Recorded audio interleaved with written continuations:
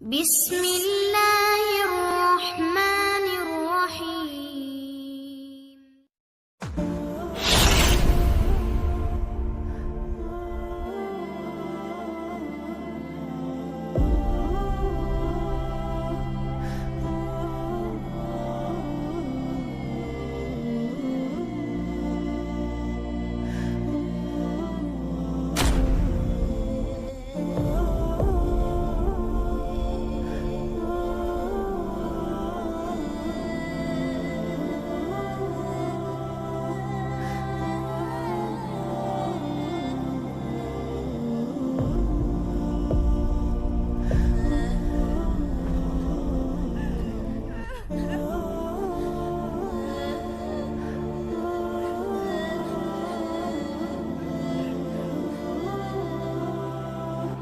پیارے دوستوں، جب حضرت امام حسین رضی اللہ تعالیٰ عنہ کو دھوکے سے کوفہ بلا کر بے دردی کے ساتھ شہید کر دیا گیا، پھر ان کی آل اولاد اور اصحاب کو بھی شہید کر دیا گیا، اس طرح حضرت امام حسین رضی اللہ تعالیٰ عنہ کی شہادت کے بعد اولاد رسول کو قید کر لیا گیا اور نبی کی بیٹے کو بے پردہ کر کے کوفہ اور شام کی طرف لے جایا گیا۔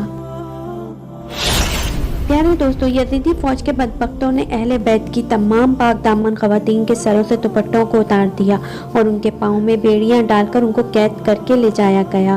امام حسین کی شہادت کے بعد ہی بیویوں کو قید کر کے آگے آگے یزید کی فوج خوشیاں مناتی جا رہی ہے اور ناچتی جا رہی ہے، اور ان کے پیچھے اہل بیت ادار کی پاک دامن خواتین قید ہو کر آ رہی ہیں، اور فوج یزید نے تمام شہیدوں کے کٹے ہوئے سروں کو اپنے نیزوں پر اٹھایا ہوا تھا، اور وہاں میدان کربلا میں حضرت امام حسین رضی اللہ تعالیٰ عنہ اور ان کے صاحب کے جسم مبارک بغیر سر کے پڑے ہوئے تھے۔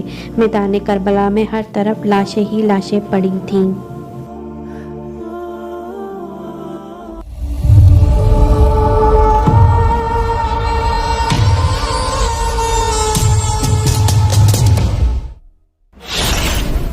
پیارے دوستوں، روایات میں آتا ہے کہ 3 دن تک میدان کربلا میں حضرت امام حسین رضی اللہ تعالیٰ عنہ اور آپ کی آل اولاد کی لاشیں بغیر کفن و دفن کے پڑی رہیں۔ چنانچہ 13 محرم 61 ہجری کو جب آس پاس کے لوگوں کو یہ معلوم ہوا کہ یزیدی فوج کا پہرا کم ہو چکا ہے تو آس پاس کے لوگ نہر فرات سے پانی بھرنے کے لیے آئے۔ بنی اسد کی کچھ عورتیں جب نہر فرات سے پانی بھرنے کے لیے آئیں تو انہوں نے یہ منظر دیکھا کہ میدان کربلا میں ہر طرف لاشیں بکھری پڑی ہیں، کسی کا بازو کہیں پڑا ہے تو کسی کا جسم کہیں پڑا ہے تو کسی کے پاؤں کہیں پر پڑے ہیں۔ ان عورتوں نے لرزا دینے والا جب یہ منظر دیکھا تو وہ بھاگتی ہوئی اپنے مردوں کے پاس گئیں اور اپنے مردوں سے کہنے لگیں کہ اس کربلا کے میدان میں حضرت محمد مصطفیٰ صلی اللہ علیہ وآلہ وسلم کا خاندان تھا، شاید یزید نے ان کو شہید کر دیا ہے۔ ان شہیدوں کی لاشیں بکھری پڑی ہیں اور ان کے خیمے جلے پڑے ہیں۔ وہ عورتیں اپنے مردوں سے کہنے لگی کہ آؤ ہم چل کر آل رسول صلی اللہ علیہ وآلہ وسلم کے شہیدوں کو دفن کرتے ہیں۔ ان عورتوں کی یہ بات سن کر ان کے مرد ان عورتوں سے یہ کہنے لگے کہ تم پاگل ہو گئی ہو، آل رسول کو یزید نے قتل کیا ہے، اگر ہم ان کو دفن کریں گے تو یزید کہیں ہمارا دشمن نہ بن جائے اور کہیں ہم کو بھی قتل نہ کر دے۔ تم اس بات کو چھوڑ دو، کوئی نہ کوئی آئے گا تو ان کو دفن کر دے گا۔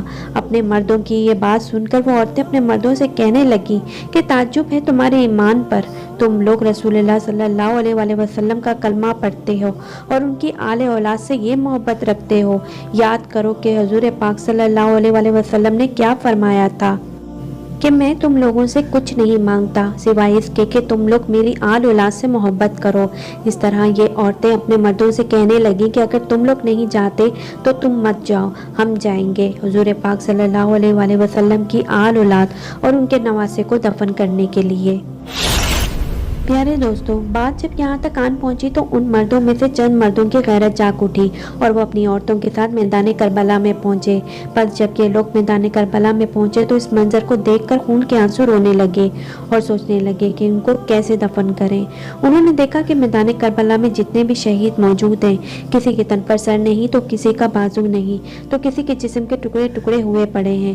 یہ منظر دیکھ کر وہ حیران اور پریشان ہو گئے اور سوچنے لگے کہ ان کو کیسے دفن کیا جائے۔ پھر اس کے بعد انہوں نے یہ سوچا کہ ایک بہت بڑی قبر بنائی جائے اور ان کے اندر تمام شہیدوں کو ایک ساتھ دفن کر دیا جائے۔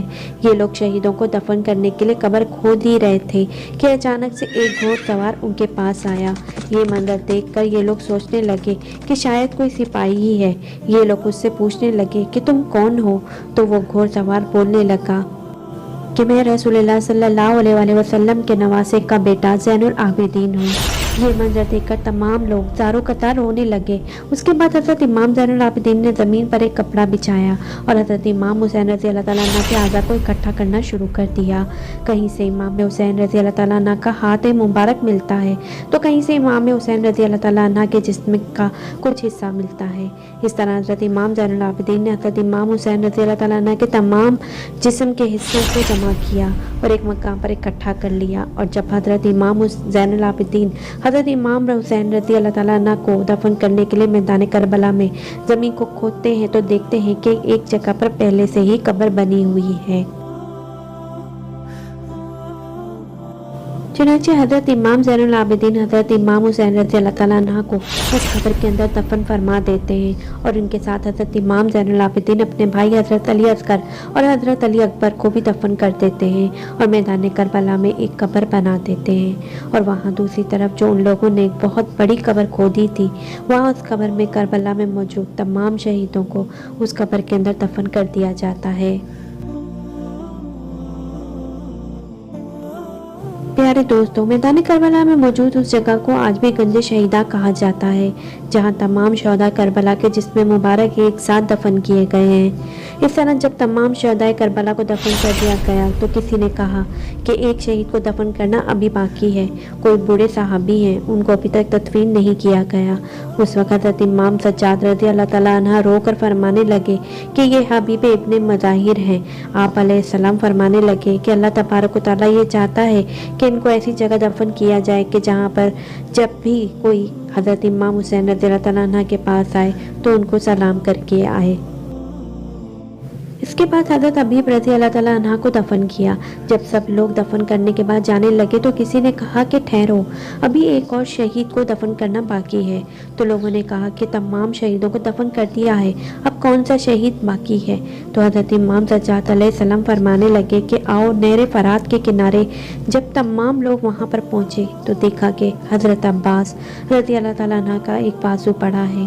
جب لوگ تھوڑا آگے بڑھے تو دیکھا کہ حضرت عباس رضی اللہ تعالیٰ عنہ کا دوسرا بازو پڑا ہے، اور حضرت عباس رضی اللہ تعالیٰ عنہ کا جسم مبارک وہاں پر موجود ہے جہاں پر آپ لڑتے لڑتے شہید ہوئے تھے۔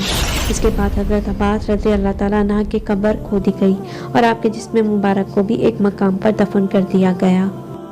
آج بھی میدان کربلا میں حضرت عباس رضی اللہ تعالیٰ عنہ اور حضرت امام حسین رضی اللہ تعالیٰ عنہ کی قبر مبارک ایک دوسرے کے آمنے سامنے ہیں۔ اللہ تبارک و تعالیٰ سے دعا ہے کہ اللہ تبارک و تعالیٰ ہمیں اہل بیت سے بے انتہا محبت کرنے کی توفیق عطا فرمائے، اور جس اسلام کی خاطر اہل بیت نے اپنی جانوں کو قربان کیا اس اسلام پر حقیقی طور پر چلنے کی توفیق عطا فرمائے۔ آمین۔